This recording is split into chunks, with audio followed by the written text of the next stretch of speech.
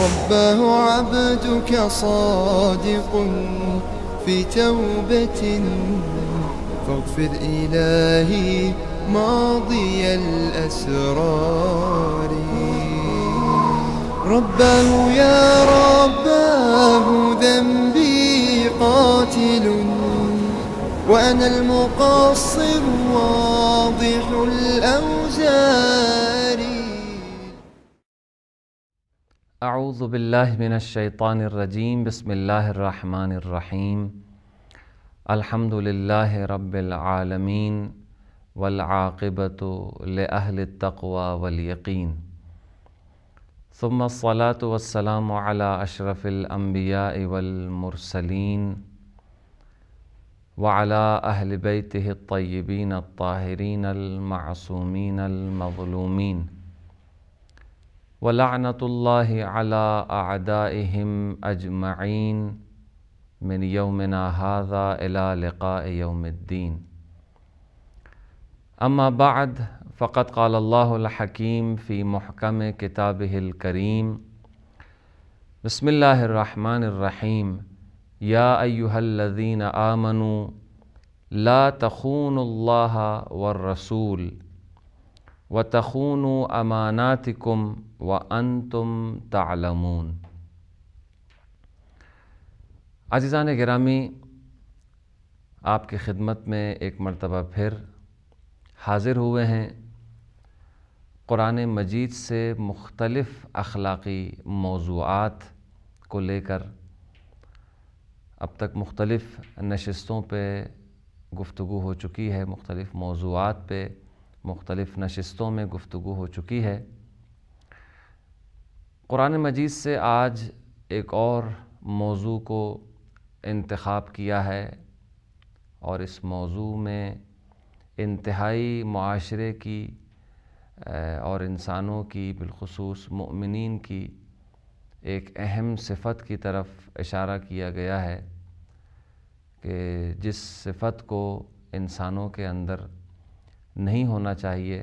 اگر وہ صفت اور وہ بری صفت انسانوں کے اندر اور کسی معاشرے کے اندر پائی جائے تو پھر وہ معاشرہ فساد سے دوچار ہو جاتا ہے، اس میں اختلافات ہو سکتے ہیں، اس میں بہت ساری مشکلات آ سکتی ہیں. لہٰذا ایک پاک و پاکیزہ معاشرے کے لیے اس بری صفت کا خاتمہ ضروری ہے. اور وہ بری صفت کیا ہے؟ قرآن مجید نے ارشاد فرمایا، سورہ انفال کے اندر پروردگار عالم ارشاد فرماتا ہے، اعوذ باللہ من الشیطان الرجیم، یا ایہا الذین آمنوا لا تخونوا اللہ والرسول، کہ اے صاحبان ایمان، تم اللہ اور رسول کے ساتھ خیانت نہ کرو. وَتَخُونُوا أَمَانَاتِكُمْ، اور اسی طریقے سے جو امانتیں تمہیں سونپی جاتی ہیں ان امانتوں میں بھی خیانت نہ کرو. وَأَنْتُمْ تَعْلَمُونَ، جبکہ تم جانتے ہو کہ یہ امانت ہے، اور امانت میں خیانت ایک بری چیز ہے اور ایک قبیح چیز ہے. تم اس کو جانتے ہوئے بھی امانت میں خیانت نہ کرو. تو لہٰذا ایک اہم موضوع اور ایک اہم گفتگو قرآنی نقطہ نگاہ سے امانت میں خیانت ہے. عزیزان گرامی، جانتے ہیں کہ آپ امانت میں خیانت ایک ایسی چیز ہے کہ جس معاشرے کے اندر یہ چیز پائی جائے تو اس معاشرے کے اندر ایک دوسرے پر، مسلمانوں پر، حتیٰ کہ یہ ایک ایسی صفت ہے، ایک ایسی بری صفت ہے اور ایک ایسی بیماری ہے کہ حتیٰ کہ اس کا تعلق اسلامی معاشرے سے بھی نہیں ہے. یعنی اگر ایک غیر اسلامی معاشرے کے اندر بھی اگر یہ صفت لوگوں میں پائی جائے اور لوگ ایک دوسرے کے ساتھ امانت داری سے کام نہ لیں اور خیانت کریں ایک دوسرے کے مال میں اور ایک دوسرے کی چیزوں میں، تو پھر حتیٰ کہ ایک غیر اسلامی معاشرہ بھی جو ہے وہ بہت ساری مشکلات کا سامنا کرے گا۔ بلکہ ہم یوں کہیں کہ جب ایک غیر اسلامی معاشرے کے لیے خیانت کا نہ ہونا ضروری ہے، امانت داری ضروری ہے، تو پھر ایک اسلامی معاشرے کے لیے تو بطریق اولا کہ جہاں پہ تمام چیزیں اسلامی نقطہ نگاہ سے محترم ہیں، ایک مسلمان کی جان بھی محترم ہے، ایک مسلمان کا مال بھی محترم ہے، ایک مسلمان کی عزت و آبرو بھی محترم ہے، اور ایک مسلمان کی جو ناموس ہے وہ بھی عزت ہے، وہ بھی محترم ہے، قابل احترام ہے۔ تو ان تمام چیزوں کے اندر امانت داری کرنا ایک مسلمان کا اولین فرض ہے۔ اور میں نے عرض کیا کہ حتیٰ کہ نہ صرف ایک اسلامی معاشرے کے لیے بلکہ امانت داری ایک غیر اسلامی معاشرے کے لیے بھی ضروری ہے۔ لہٰذا قرآن مجید نے اس حوالے سے سورہ انفال کی آیت نمبر 27 میں ارشاد فرمایا، اے صاحبان ایمان، تم اللہ اور اس کے رسول سے خیانت نہ کرو۔ اور اس کے بعد دوسرا مرحلہ، اور جو امانتیں تمہیں دی جاتی ہیں ان میں خیانت نہ کرو۔ اب اللہ اور رسول سے خیانت کس طریقے سے ہو سکتی ہے؟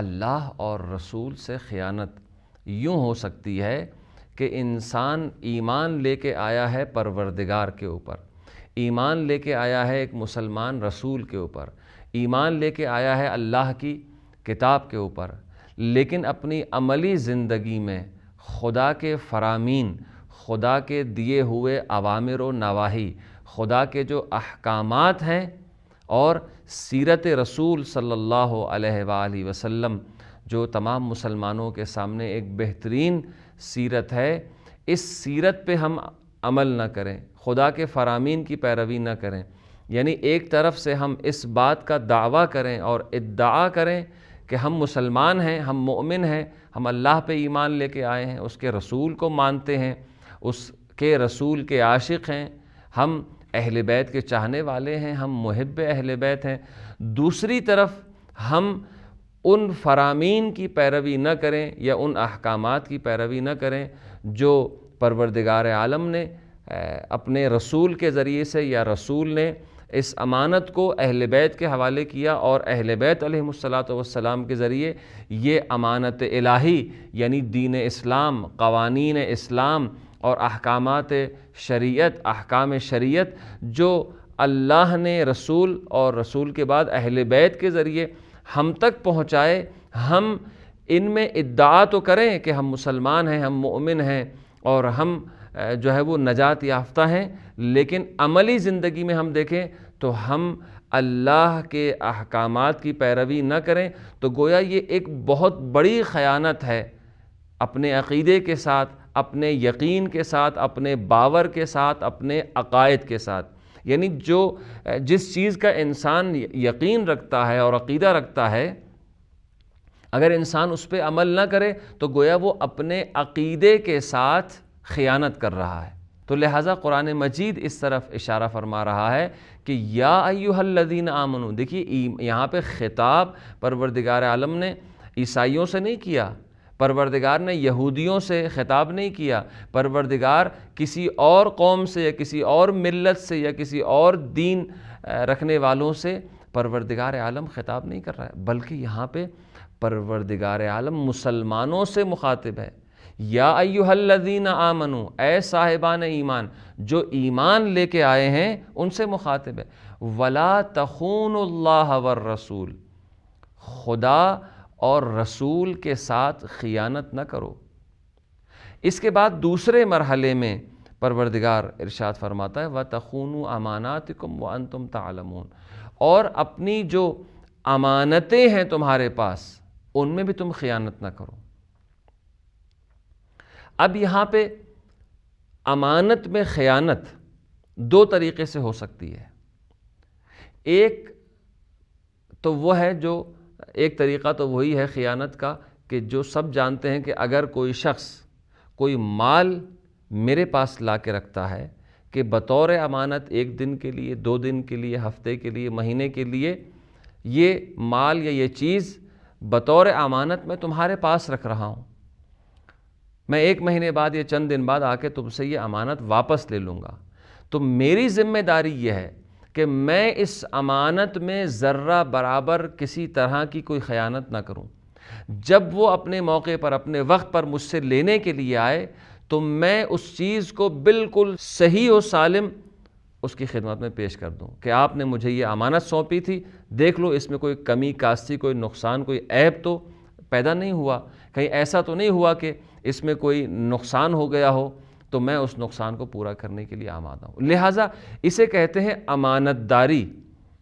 اور اگر خدا نہ خواستہ وہ امانت کسی نے میرے پاس رکھوائی ہے اور میں اس میں کسی طرح کی خرابی پیدا کر دوں یا اس میں کوئی عیب پیدا ہو جائے یا اس کو کوئی نقصان ہو جائے تو یقیناً یہ خیانت ہے، اور انسان کی ذمہ داری ہے کہ اس نقصان کو پورا کرے، یا تو شروع سے امانت کو قبول نہ کرے، لیکن جب امانت کو قبول کر رہا ہے تو اب اس کی ذمہ داری یہ ہے کہ اس کو بہرحال اس کے نقصان کو جو ہے وہ پورا کرنے کی کوشش کرے۔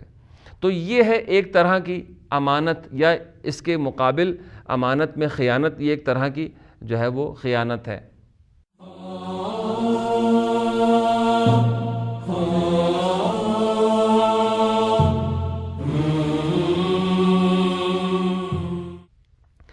لیکن ایک امانت ایسی بھی ہے کہ جو پروردگار عالم نے ہمیں عطا کی ہے۔ پروردگار عالم نے ہمیں جو امانتیں عطا کی ہیں ان کی تعداد بہت زیادہ ہے۔ یہ ہمارا پورا جسم اللہ کی امانت ہے، یہ ہمارے ہاتھ اللہ کی امانت ہیں، یہ ہماری آنکھیں خدا کی امانت ہیں، یہ ہماری زبان اللہ کی امانت ہے، اور قیامت کے دن یہ تمام اعضاء و جوارح انسان کے اس کے خلاف یا اس کے حق میں گواہی دیں گے، شہادت دیں گے کہ اے پروردگار، انہی ہاتھوں کے ذریعے سے، انہی آنکھوں کے ذریعے سے، اسی زبان کے ذریعے سے اس نے فلاں برائی کی یا فلاں نیکی کو اس نے انجام دیا۔ تو لہٰذا پروردگار عالم نے یہ ہمارا پورا جسم، یہ ہمارا دل، یہ ہمارا دماغ، ہماری زبان، ہماری آنکھیں، تمام چیزیں اللہ کی طرف سے انسان کو بطور امانت سونپی گئی ہیں۔ اس کے علاوہ کچھ اور چیزیں ہیں جو بطور امانت پروردگار عالم نے ہمیں عطا کی ہیں، اور وہ کیا ہیں؟ وہ ہے انسان کی اولاد۔ انسان کی اولاد انسان کے لیے امانت ہے۔ اسی طریقے سے اور بہت ساری چیزیں پروردگار عالم نے انسان کو بطور امانت جو ہے وہ عطا کی۔ اب ہماری ذمہ داری یہ ہے، یہی وجہ ہے کہ ہم اپنے جسم کو کسی طرح کا نقصان پہنچانے کا حق نہیں رکھتے۔ ایسا نقصان کہ جو جان بوجھ کر ہم، حتیٰ کہ اسی لیے قرآن مجید نے اور پیغمبر اسلام نے اور شریعت نے خودکشی جیسے جرم کو بالکل سختی سے منع کیا ہے اور اس کو کفر سے تشبیہ دی ہے۔ اور بہت سارے گناہ ہیں، لیکن بہت سارے گناہ ایسے ہیں کہ جن کے کرنے سے انسان کفر کا مرتکب نہیں ہوتا، لیکن ایک ایسا گناہ ہے کہ جو نہ صرف گناہ ہے بلکہ کفر کی حد تک جو ہے وہ گناہ ہے، اور اس کی قباحت کفر کی حد تک ہے۔ اور وہ کون سا گناہ ہے؟ خودکشی ہے، کہ انسان اپنے آپ کو خود جو ہے وہ ختم کر دے۔ اس کی وجہ ایک شاید یہی ہو سکتی ہے کہ انسان خدا کی ذات سے نا امید ہو جائے، اس حد تک نا امید ہو جائے کہ جو اللہ کی دی ہوئی امانت ہے، یہ باڈی ہے ہماری، یہ جسم ہے ہماری، یہ جان ہے، اس کو ختم کر دے۔ بھئی تم کون ہوتے ہو کہ اپنے اس جسم کو ختم کرو؟ یہ جسم تو کسی اور کا ہے، کسی اور کا عطا کردہ ہے، تمہیں حق نہیں پہنچتا کہ اس کو ذرہ برابر کوئی نقصان پہنچاؤ، جائے کہ انسان خودکشی کی حد تک اپنے جسم کو نقصان پہنچائے۔ لہٰذا خودکشی جہاں نا امیدی کی وجہ سے ہے، وہاں امانت میں خیانت بھی ہے، لہٰذا اس کو کفر سے تشبیہ دیا گیا ہے۔ تو لہٰذا انسان کوشش یہ کرے کہ اپنے جسم کو ظاہری طور پر نقصان نہ پہنچائے، یہ ہے امانت داری۔ اور اگر ظاہری کسی طرح کا نقصان پہنچاتا ہے تو یہ ہو جائے گی امانت میں خیانت۔ اچھا، اب ہم دوسرے زاویے سے ذرا ہم اس پہ گفتگو کرتے ہیں۔ ایک دفعہ انسان اپنے جسم کو ظاہری نقصان پہنچاتا ہے، جیسے چھری سے، چاقو سے یا پستول کے ذریعے، کسی اسلحے کے ذریعے اپنے آپ کو یا تو مار دیتا ہے تو وہ تو خودکشی ہے اور وہ حرام ہے اسلام میں، یا اپنے آپ کو مارتا نہیں ہے، کوئی ظاہری اور جسمانی نقصان پہنچا دیتا ہے۔ اب اس کی وجہ جو بھی ہو، اختلافات ہوں گھر میں، لڑائی جھگڑا ہو، اس کی وجہ سے ہم اس پہ بحث نہیں کرنا چاہتے ہیں۔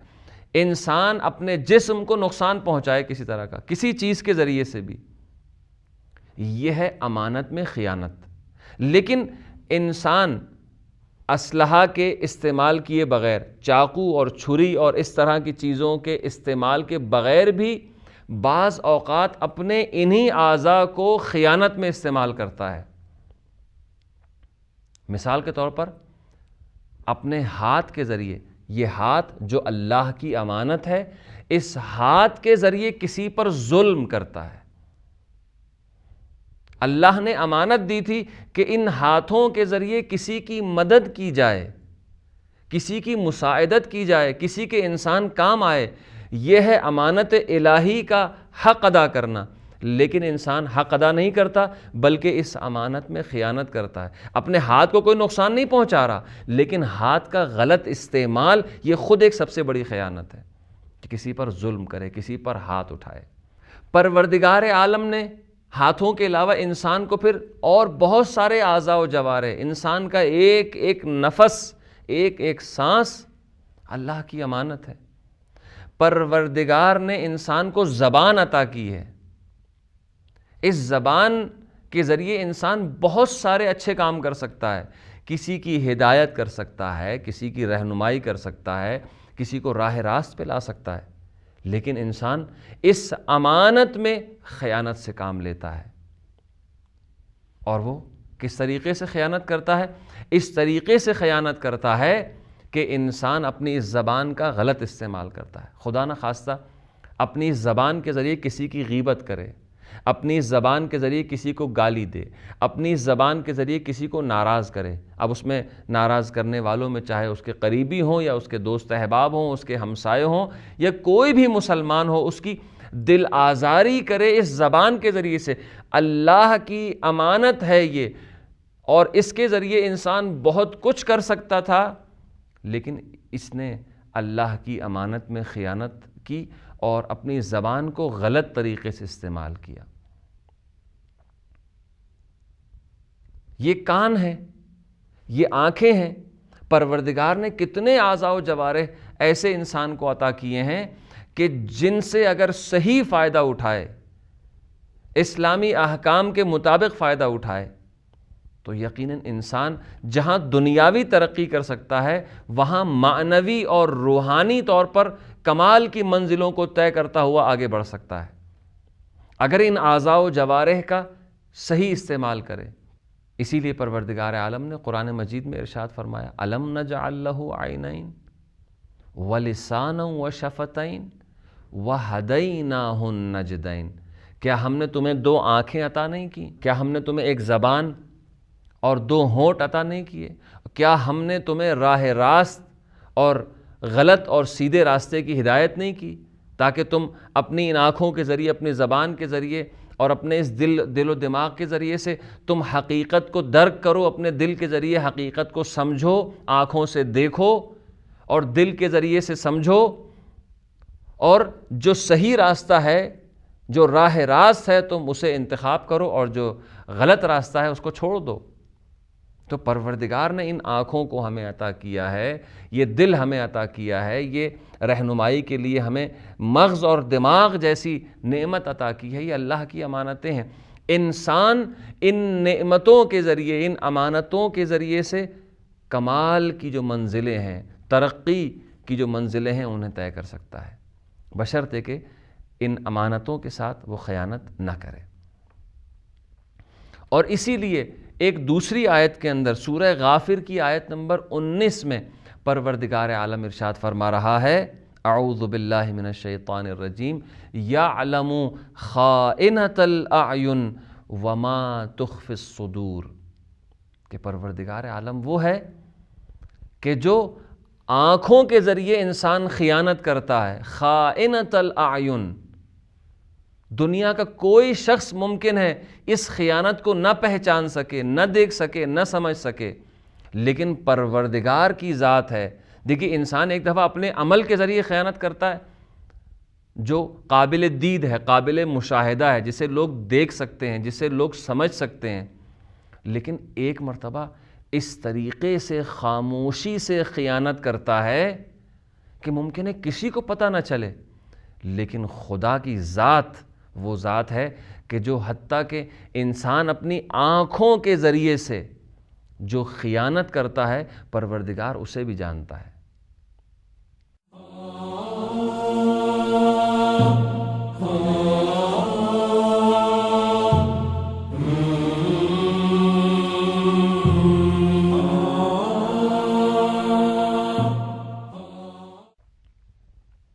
انسان اپنی آنکھوں کے ذریعے کتنے خطرناک گناہ کر سکتا ہے اور کرتا ہے اور خیانت کرتا ہے پروردگار کی اس امانت میں، اور وہ یہ ہے کہ انسان اپنی آنکھوں کے ذریعے نامحرم کی طرف نگاہ کرے.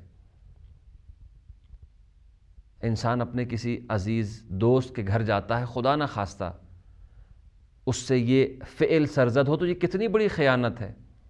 ممکن ہے اس بیچارے دوست کو پتہ نہ چلے، اس مومن کو پتہ تک نہ چلے کہ انسان نے کیا خیانت کی ہے، میں نے کیا خیانت کی ہے، لیکن آنکھوں کے ذریعے اس کی ناموس اور اس کی عزت پہ انسان نظر کرے اور تجسس میں لگا رہے اس کے گھر میں، تو یقیناً یہ بہت بڑی خیانت ہے. یہ اس کے دوست کو پتہ نہیں چلے گا، کسی اور کو پتہ نہیں چلے گا، لیکن پروردگار دیکھ رہا ہے کہ اس کی آنکھوں نے خیانت کی ہے. یعلم خائنۃ الاعین وما تخفی الصدور. اچھا ممکن ہے کہ آنکھوں کی خیانت کبھی کسی کو پتہ چل جائے، لیکن انسان کے دل میں اور اس کے ذہن میں جو کچھ گزر رہا ہے، جو کچھ انسان نے اپنے سینے کے اندر چھپایا ہوا ہے، اپنے دل میں چھپایا ہوا ہے، پروردگار عالم اسے بھی جانتا ہے. اس دل اگر خیانت کرے تو دل کی خیانت کا بھی خدا کو علم ہے. اور اسی طریقے سے پروردگار عالم اسی لیے انتہائی شدت کے ساتھ ان لوگوں سے اظہار نفرت کرتا ہے. وہ لوگ کہ جو خیانت کار ہیں، جو خائن ہیں، چاہے وہ دین کے خائن ہوں، چاہے وہ لوگوں کی امانتوں کے خائن ہوں، چاہے وہ اللہ کی دی ہوئی نعمتوں اور امانتوں میں خیانت کرتے ہوں، پروردگار عالم نے شدت کے ساتھ ان سے اظہار نفرت کی ہے. اور سورہ یوسف کے اندر پروردگار عالم نے ارشاد فرمایا اعوذ باللہ من الشیطان الرجیم ان اللہ لا یہدی کید الخائنین، کہ پروردگار عالم یہ جو مکر و فریب کرنے والے ہیں، جو خیانت کرنے والے ہیں، ان کے خیانت کاروں کے مکر و فریب کو کبھی کامیاب نہیں ہونے دیتا. اور دوسری جگہ پھر ایک آیت کے اندر پروردگار عالم ارشاد فرماتا ہے، سورہ انفال میں بھی ہے آیت نمبر 58، اور اس کے بعد سورہ حج میں بھی آیت نمبر 38 میں پروردگار ارشاد فرماتا ہے کہ ان اللہ لا يحب الخائنین، پروردگار عالم خیانت کاروں کو ذرہ برابر دوست نہیں رکھتا، ان سے محبت نہیں کرتا. ان اللہ لا يحب کل خوان کفور، خدا خیانت کرنے والے کافروں کو ہرگز دوست نہیں رکھتا. اب دیکھیے حضرت یوسف علیہ السلام کا واقعہ ہم سب نے سنا ہے، ہم سب قرآن کی تلاوت کرتے ہیں، اور اس پہ الحمدللہ اب تو پوری ایک سیریل، ایک ڈرامہ بن چکا ہے.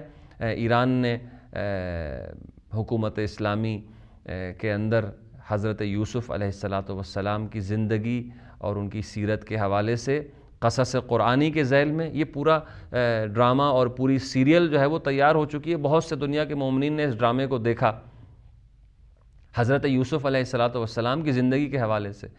اس قصے کے اندر جسے قرآن مجید نے بیان کیا ہے اور سچی داستان ہے اور حقیقی واقعہ ہے، اس کے اندر دیکھیے امانت داری، عفت اور پاک دامنی اور پاکیزگی انسان کے پاس اللہ کی طرف سے امانت ہے۔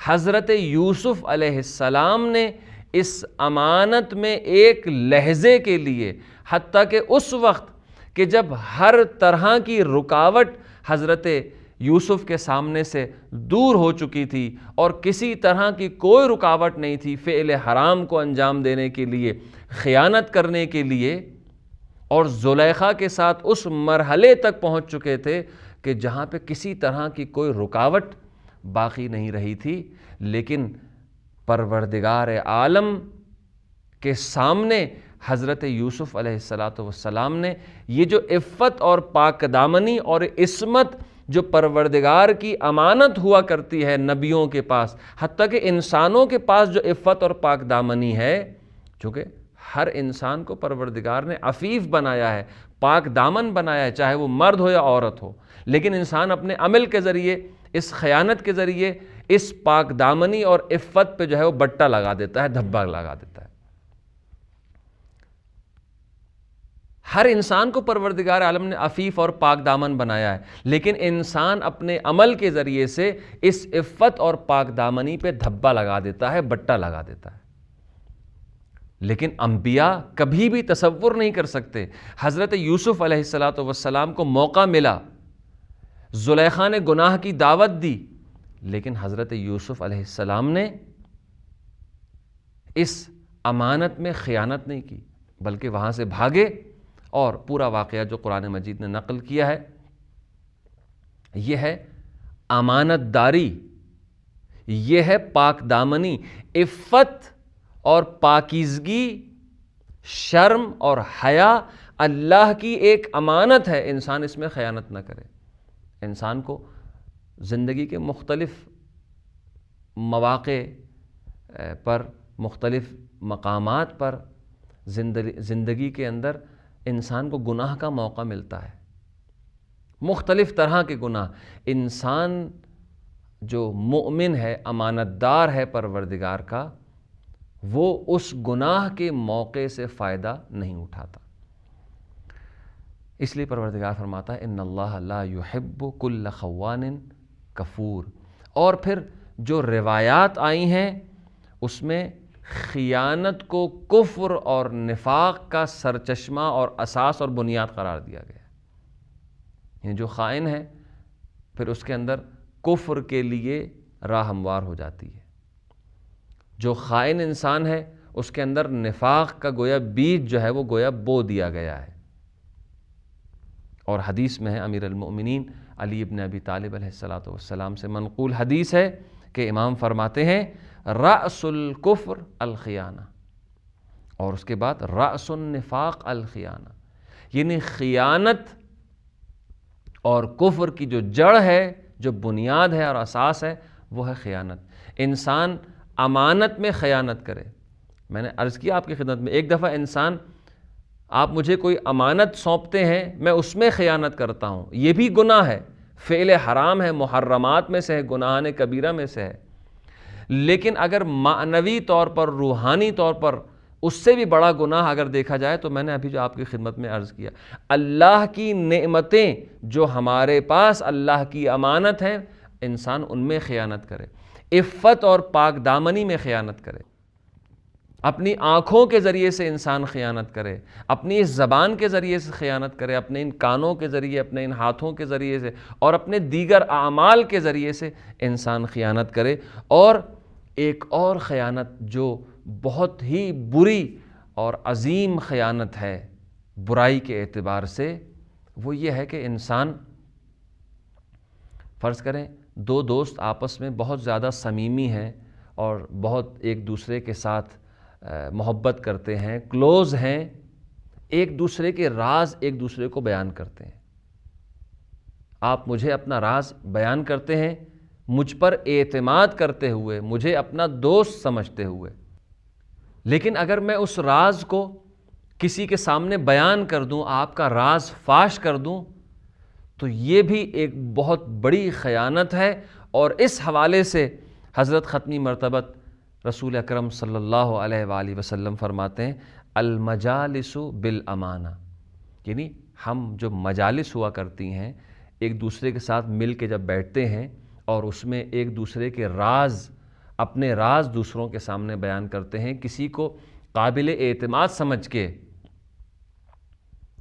تو یہ جو امانت ہے اس میں خیانت کرنا، اس کو فاش کرنا، اسے لوگوں کے سامنے بیان کرنا، پیغمبر فرماتے ہیں کہ یہ بہت عظیم گناہ ہے اور تم اس سے بچو۔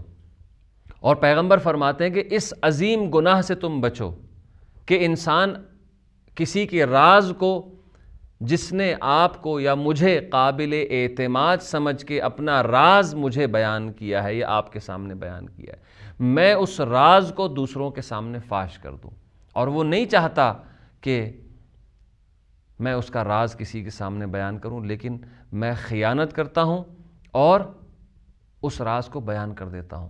تو پیغمبر اس طرح کی خیانت کو بھی منع فرماتے ہیں کہ مجلسیں، یعنی مجلسوں سے مراد ایک جگہ جمع ہو کے بیٹھنا، جہاں پہ دو افراد یا دو سے زیادہ افراد ایک دوسرے کے ساتھ مل کر بیٹھیں، اسے کہتے ہیں مجلس۔ اور اس مجلس میں جو گفتگو ہوتی ہے، ایک دوسرے کے راز بیان کیے جاتے ہیں، تو پیغمبر فرماتے ہیں یہ مجلسیں امانت ہیں اور اپنے بھائیوں کے راز کو فاش کرنا خیانت کاری ہے، لہٰذا اس سے بچو۔ پیغمبر منع فرماتے ہیں کہ جہاں ایک محفل کے اندر، ایک مجلس کے اندر کوئی راز اگر تمہیں پتہ چل جائے تو اس راز کو فاش کرنے سے بچو، اس لیے کہ یہ بھی خیانت داری ہے، یہ بھی خیانت کاری ہے۔ اور خیانت کار کی پہچان کو بیان کر کے آپ کی زحمت تمام۔ خیانت کار کی پہچان 4 طرح کی پہچانیں ہیں، یعنی اگر ہم کسی کو خیانت کار کو، یعنی اگر ہم کسی خیانت کار کو پہچاننا چاہتے ہیں کہ وہ خائن ہے یا نہیں، رازدار ہے یا نہیں، آپ کا دوست اور ہمارا دوست ہے یا نہیں، اگر اس کو پہچاننا ہے تو 4 علامتیں ہیں۔ پیغمبر فرماتے ہیں کہ خیانت کار کی 4 نشانیاں ہیں۔ پہلی نشانی کیا ہے؟ خدائے رحمان کی مخالفت، خدا کا مخالف ہوگا، خدا کی معصیت کرتا ہوا نظر آئے گا۔ جب وہ خدا کا امانت دار نہیں ہے تو میرا اور آپ کا کیسے امانت دار ہو سکتا ہے؟ یہ پہلی نشانی ہے کہ وہ خدا کا مخالف ہے، خدا کے کاموں میں اس کی خیانت کرتا ہے۔ اور اس کے بعد دوسری علامت، پڑوسی کو ہمیشہ اذیت پہنچائے گا، اپنے ہمسایوں کو اذیت پہنچائے گا، یہ دوسری علامت ہے خیانت کار کی۔ اور تیسری علامت یہ ہے کہ قرآن کریم سے دشمنی کرنا۔ وہ انسان جو خائن ہے، جو خیانت کار ہے، وہ قرآن کریم کے ساتھ کبھی دوست نہیں ہو سکتا۔ قرآن کریم کے ساتھ اس کی دوستی آپ کو نظر نہیں آئے گی، بلکہ دشمنی نظر آئے گی۔ دشمنی کس طریقے سے ہوگی؟ بہت سے مسلمان ایسے ہیں کہ جو یہ کہتے ہوئے نظر آتے ہیں کہ نہیں، ہم تو قرآن مجید کے ماننے والے ہیں، ہم تو قرآن کے ماننے والے ہیں، ہم تو مسلمان ہیں۔ لیکن یہاں دشمنی سے مراد ایسا نہیں ہے کہ خدا نہ خواستہ وہ قرآن کی بے حرمتی کرے، قرآن کو جلا دے، قرآن کو پھاڑ دے، نہیں، یہ دشمنی مراد نہیں۔ قرآن کے احکام کی سراسر خلاف ورزی، یہ خود قرآن کے ساتھ دشمنی ہے۔ اور ایسا انسان جو خدا کا مخالف ہے، جو اپنے ہمسایوں کو نقصان پہنچاتا ہے، جو قرآن کا دشمن ہے، وہ طغیان اور سرکشی کے بہت قریب ہو جاتا ہے۔ بس ایسا انسان طغیان اور سرکشی کے قریب ہوتا ہے۔ بس یہ 4 علامتیں ہیں۔ خدا کی مخالفت کرتا ہے خائن، اپنے پڑوسیوں کو، ہمسایوں کو نقصان پہنچاتا ہے، انہیں اذیت پہنچاتا ہے، تکلیف پہنچاتا ہے، قرآن کا دشمن ہوتا ہے، اور ساتھ ساتھ طغیان اور سرکشی کے بہت زیادہ قریب ہوتا ہے۔ یہ 4 علامتیں ہیں کسی خائن کو پہچاننے کے لیے۔ تو پروردگار عالم کی بارگاہ میں دعا کرتے ہیں کہ پروردگارہ ہمیں اپنے امانت داروں میں سے قرار دے، ہمیں خیانت کاروں میں سے قرار نہ دے، بالخصوص ان لوگوں نے کہ جن لوگوں نے اہل بیت علیہم الصلاۃ والسلام کے ساتھ، انبیاء علیہم الصلاۃ والسلام کے ساتھ خیانت کی ہے۔ پروردگارہ ہمیں ان لوگوں میں سے قرار نہ دے۔ والسلام علیکم ورحمۃ اللہ وبرکاتہ۔ oh